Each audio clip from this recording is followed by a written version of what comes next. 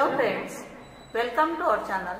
Friends, आज आपण पाहणार आहोत LLB कोर्स बद्दल संपूर्ण माहिती. जसे की LLB कोर्स किती वर्षाचा असतो, त्यासाठी पात्रता काय लागते, LLB कोर्स साठी एंट्रन्स एक्झाम कोणती असते, LLB कोर्स मध्ये कोणते सब्जेक्ट असतात आणि याबद्दल संपूर्ण माहिती. LLB चा फुल फॉर्म काय आहे, कोणत्या कोणत्या लँग्वेज मधून आपण एक्झाम देऊ शकतो, संपूर्ण माहिती आपण पाहणार आहोत. तर फ्रेंड्स, व्हिडिओ पूर्ण बघा, लाईक, कमेंट, शेअर करा आणि सबस्क्राईब करायला अजिबात विसरू नका. तर चला पाहूया आपण LLB कोर्स बद्दल संपूर्ण माहिती. आता प्रत्येकाच्या मनात अनेक प्रश्न असतात, जसे की काय असते BA-LLB, BCom LLB, BSc LLB आणि त्यामध्ये प्रवेश कसा घ्यायचा, 12वी नंतर डायरेक्ट करता येते का, त्यासाठी 12वी नंतर डायरेक्ट करायचा असेल तर प्रवेश कोणत्या कोर्समध्ये घ्यायचा, की 5 इयर्सला घ्यायचा की 3 इयर्सला घ्यायचा, आता कोणत्या प्रवेश परीक्षा द्याव्या लागतात. आता LLB कोर्स कायदेशीर व्यवसायात करिअरसाठी LLB पहिली व्यावसायिक पदवी आहे. वकील म्हणून काम करण्यासाठी LLB पदवी आवश्यक आहे. आता LLB चा फुल फॉर्म म्हणजे काय होतो, तर bachelor of law, bachelor of legislative law आणि लीगल बॅकॅलॉरस. तुम्हाला माहिती आहे का LLB कोर्स काय आहे? आता प्रत्येकाच्या मनात अनेक शंका असतात, अनेक प्रश्न असतात, तर ते आपण सर्व इथे पाहूया. LLB कोर्स काय आहे, LLB कोर्स कोण करू शकतो, प्रवेश प्रक्रिया कशी असते, कोर्स फी किती असते, कोर्स कालावधी किती असतो, कोर्सचा अभ्यासक्रम काय असतो, LLB नंतरची करिअर संधी म्हणजे आपण LLB नंतर काय काय करू शकतो, याबद्दल संपूर्ण माहिती पाहूया. आता LLB साठी पात्रता कोणती असते? जर तुम्हाला 12वी नंतर कायदा शिकायचा असेल तर तुम्ही 12वी किमान 45% गुण मिळवलेले असणे आवश्यक आहे. सोबतच लॉ CET म्हणजेच MH ला CET दिलेली असल्यास तुम्ही 5 वर्षाचा मीन्स 5 इयर्स LLB कोर्स करू शकता. आता जर तुम्ही आधीच पदवीधर म्हणजेच ग्रॅज्युएट असाल तर MH ला CET देऊन तुम्ही 3 वर्षाचा LLB course means 3 years LLB कोर्सला प्रवेश घेऊ शकता. आता LLB कोर्स प्रवेश प्रक्रिया काय असते?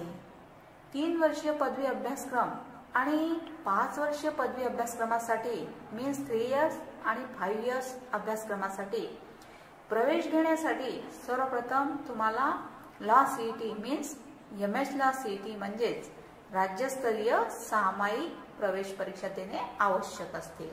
आता प्रत्येकाच्या मनात असते की आपल्याला मराठीत करायचं आहे की इंग्रजीत करायचं आहे, आपल्याला कोणत्या लँग्वेजमध्ये करायचं आहे आणि कोणत्या लँग्वेजमध्ये लॉ CET देता येईल. तर या परीक्षा तुम्हाला मराठी किंवा इंग्रजी कोणत्याही एका लँग्वेजमध्ये देता येईल. आता लॉ CET पेपरचे स्वरूप कसे असते, म्हणजे MH ला CET एंट्रन्स एक्झामच्या पेपरचे स्वरूप कसे असते, तर पेपर एकूण 150 गुणांचा असतो.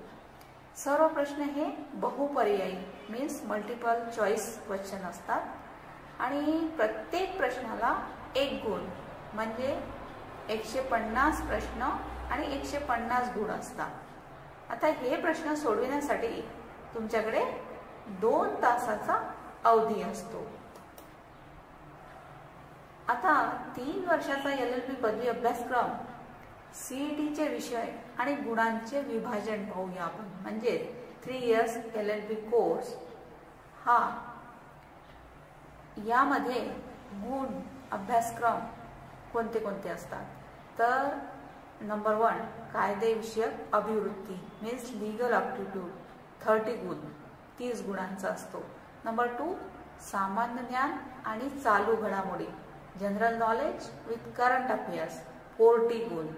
आणि नंबर 3 वर आहे तार्किक आणि विश्लेषणात्मक प्रश्न मीन्स यालाच म्हणतात लॉजिकल अँड ॲनालिटिकल रिझनिंग याला 30 गुण आहेत. आणि नेक्स्ट सब्जेक्ट आहे इंग्रजी मीन्स इंग्लिश, याला गुण आहेत 50. एकूण असे 150 गुणांचा पेपर असतो. आता 5 वर्षाचा LLB पदवी अभ्यासक्रम मीन्स 5 इयर्स LLB कोर्ससाठी CETचे विषय आणि गुणांचे विभाजन यामध्ये थोडासा फरक आहे. नंबर 1 वर आहे कायदेविषयक अभिवृत्ती मीन्स तोच लीगल ॲप्टिट्यूड 40 गुणांसाठी.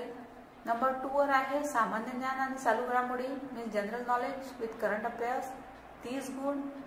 नंबर 3 वर आहे विश्लेषणात्मक प्रश्न मीन्स लॉजिकल रिझनिंग 40 गुण. आणि नंबर 4 वर आहे इंग्रजी मीन्स 30 गुण. आणि नंबर 5 हा वेगळा सब्जेक्ट असतो 5 इयर्स LLB कोर्ससाठी, जसं की बेसिक मॅथमॅटिक्स 10 स्टँडर्डचं मॅथमॅटिक्स असते, त्यावर प्रश्न विचारलेले जातात. आणि हा आहे 10 गुणांसाठी. एकूण 150 गुणांचा पेपर असतो हा. आता एक विशेष महत्त्वाची गोष्ट आहे की यामध्ये निगेटिव्ह मार्किंग नाही आहे. एंट्रन्स एक्झाममध्ये निगेटिव्ह मार्किंग नाही आहे. तर पुढे पाहूया आपण. LLB कोर्स कालावधी ग्रॅज्युएट नंतर 3 वर्ष LLB कोर्स करता येतो तुम्हाला आणि 12वी नंतर 5 वर्ष LLB कोर्स.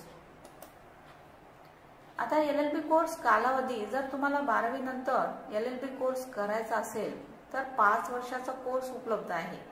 यामध्ये तुम्हाला ग्रॅज्युएशन सोबत LLB डिग्री सुद्धा मिळत असते.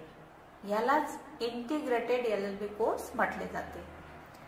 जर तुम्हाला ग्रॅज्युएशन नंतर LLB कोर्स करायचा असेल तर 3 वर्षाचा कोर्स उपलब्ध आहे.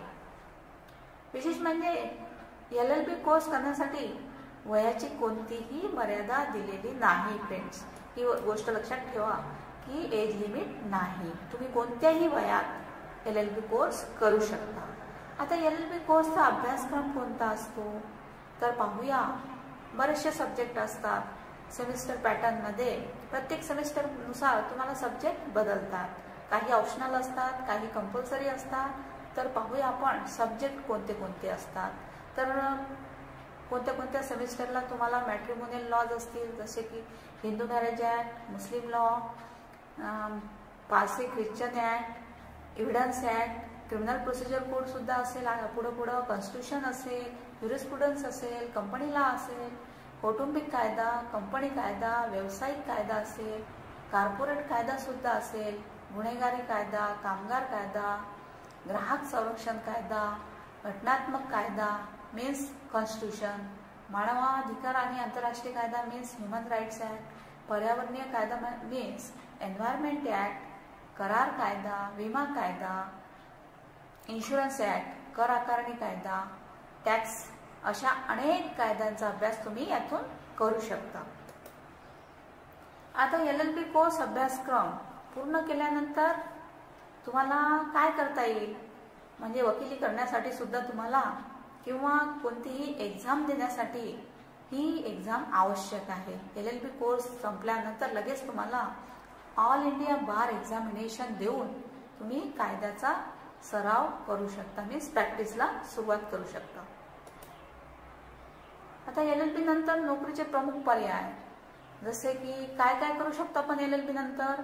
न्यायालयात वकील म्हणून कार्य करू शकतो, सरकारी वकील म्हणून काम करू शकतो, सरकारी संस्था, बँका, कायदेशीर विभाग व कॉर्पोरेट कंपन्यांमध्ये कायदेशीर सल्लागार म्हणून कार्य करू शकतो, व्याख्याता मीन्स लेक्चरर म्हणूनही तुम्ही कार्य करू शकता. तसेच MPSCचे एक्झाम देऊन तुम्ही ज्युडिशियल ऑफिसर म्हणून कार्य करू शकता, कॉम्पिटिटिव्ह एक्झाम देऊन. अशा बऱ्याचशा संधी उपलब्ध असतात. ही होती LLB कोर्सबद्दल संपूर्ण माहिती फ्रेंड्स. बेस्ट विशेष. थँक्यू.